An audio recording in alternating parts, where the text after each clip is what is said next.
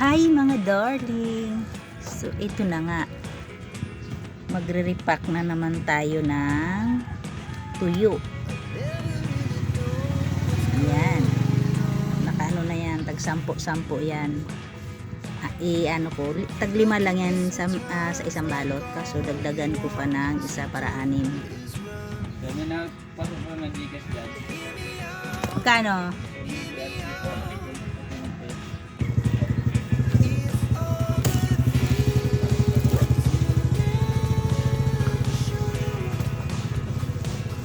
Ito na yung tag 10. Hello mga ka-OFW. Alam kong namimiss nito. Kasi ako dati, naalala ko yung pumunta kami sa Lulu Market, tapos may nakita kami na tuyo na ganito. Bumili kami agad ng kasama ko. Tapos dating namin sa bahay, kinabukasan, yun ang almusal namin. Ay nako, parang matatanggal na yung ngipin mo sa sobrang tigas. Ano kayang ginawa noon? At ganun katigas yung tuyo na yun. Maganda siya tingnan, parang ganito na ganito talaga siya. Kaso nga, sobrang tigas. Tapos ano kami sa pagprito, sarado yung yung kusina. Tapos may nakaabang na ano noon, pampabango sa sa labas. Kasi amoy na amoy kasi ni madam yung yung tuyo kasama pa nga ng loob kasi siyempre sabi na bahaw daw. Samantala tayo, sarap na sarap tayo dito, parang nakakaano na yung pinakain natin sa kanila.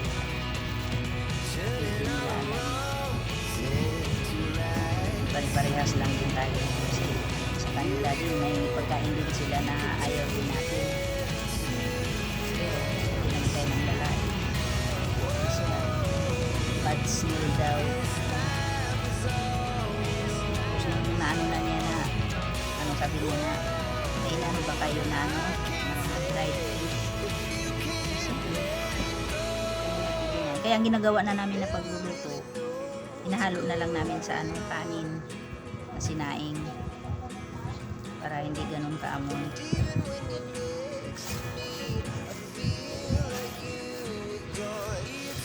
Hindi talaga ito maitago talaga ito umaalingasaw.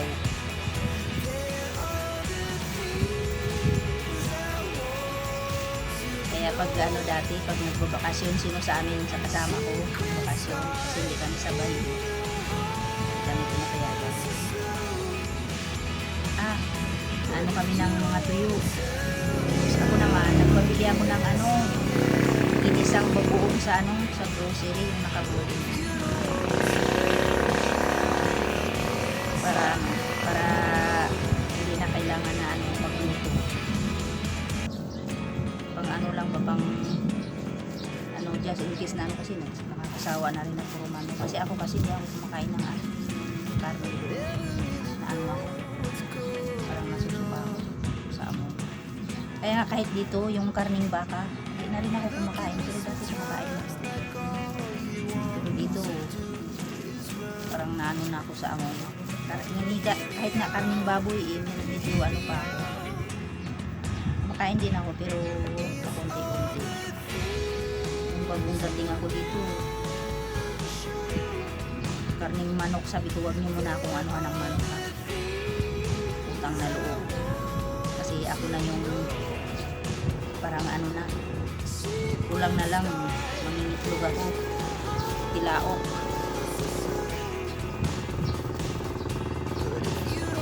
Sila ang laging pagkain doon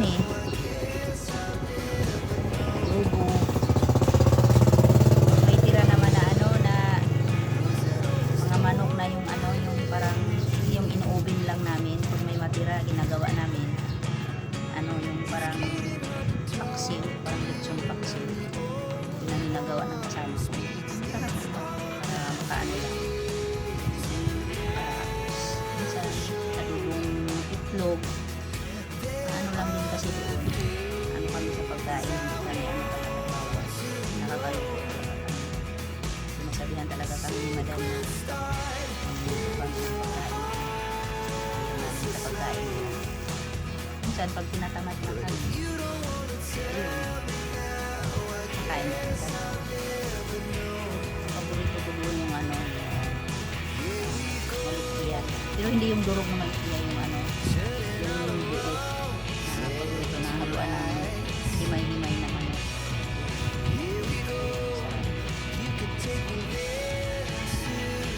Nakakamiss din.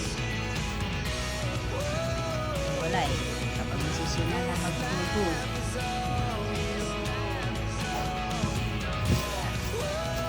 Ito na yung life ko dito. Hindi tindahan para hindi lang ano mawala ng piso-piso. Hindi makapag ano ng patawag na hindi makapag isip na magtrabaho ulit, mag-upload ulit.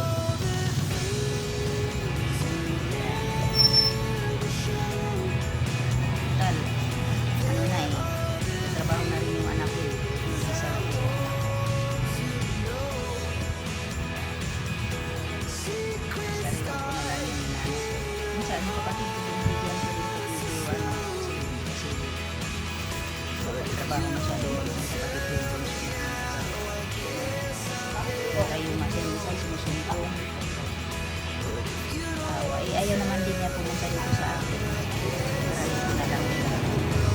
Para kung ano yung makain ko, makain. Ano lang dito kasi hindi kami talaga ano dito sa ulam. Hindi kami crisis dito.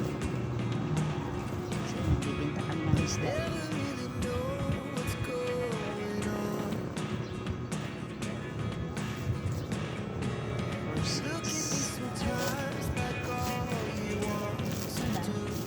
Video lang kasi wala akong maano na eh may premiere para sa ano para sa GC. Uy, in fairness nung nagkano ulit yung GC na inano ko dati pa yun tumigilan kasi in fairness naano ko talaga na tumaas yung ano ko yung dollar ko kahit pa paano mabilis yan na ano umangat. Sabi ko ay salamat baka makaano na ako nito makasahod. Wala pa pero malapit na magkalahati sa awa ng Diyos. after 3 years yung 3 years na ba yung YouTube 2022 4 years na pala 2022 ako namunin.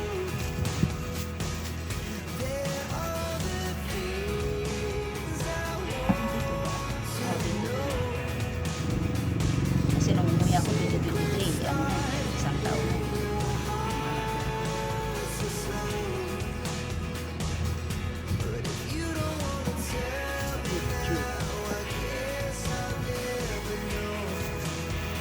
pinipili ko yung ano may nakita ako na magandang ano nakuha ko kasi tuloy sa bahay pang-alis siya o minsan yan yung baon ko nagbabaon na kasi ako dito sa tindahan medyo malayo-layo pa kasi mga 5 minutes siguro lakarin sa bahay namin kaya nagbabaon na lang ako. Sayang din kasi alam mo pag iwan mo doon sa sarado ko para lang uuwi. Dami malapit kasi may ano kasi dito bilyaran. Kaya nakipanghinayang na mayat maya may bibili ng sigarilyo, tubig, soft drinks, biskuit minsan. Kaya hindi ko talaga iniwan.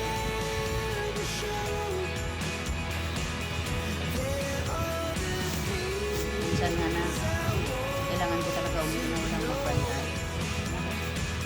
Sabi nung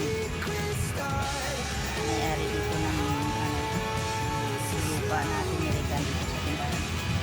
Ako din, sabi niya, ang daming naghanap ng sigarilyo. Kaya sabi ko ay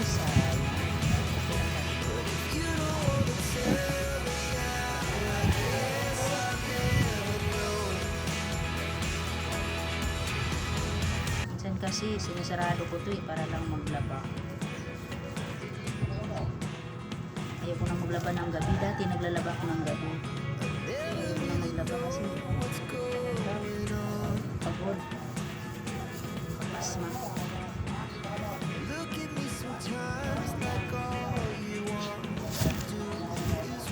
Sabi ko, hindi na ako maglaba. Naglalaba ng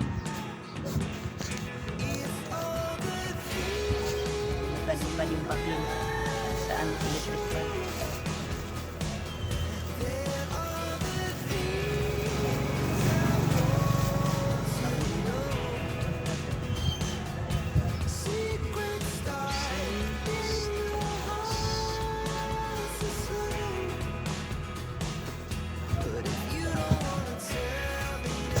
Nilagay ko na kasi dito sa mga bilao yung palipunan ko.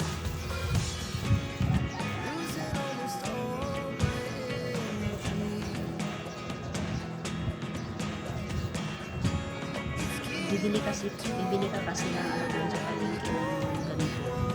Sabihin mo na tawaran mo, tapos sabihin mo na pambili mo sa tindahan para magbigay sila ng discount.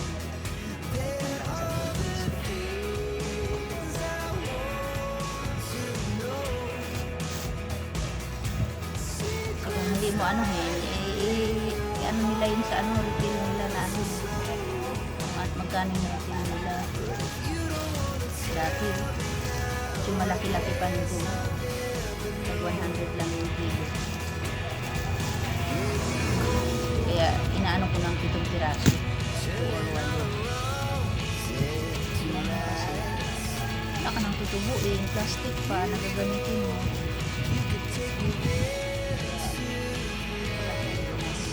Tinda ka pa kung may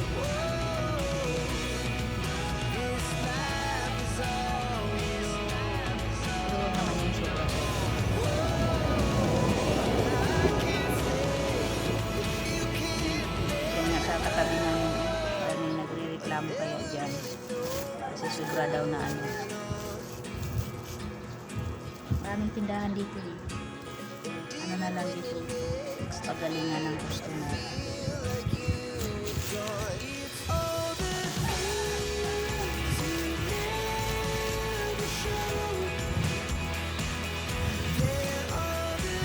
Paborito mong pudding. Nakakain ng coding ngayon. Bakit? Ay, ano, bibidikit.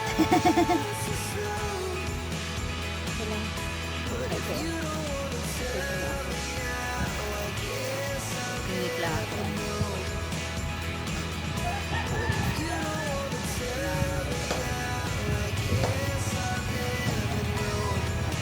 So, hanggang dito na lang muna kasi mahaba na yung video ko. Hanggang sa susunod. Bye-bye.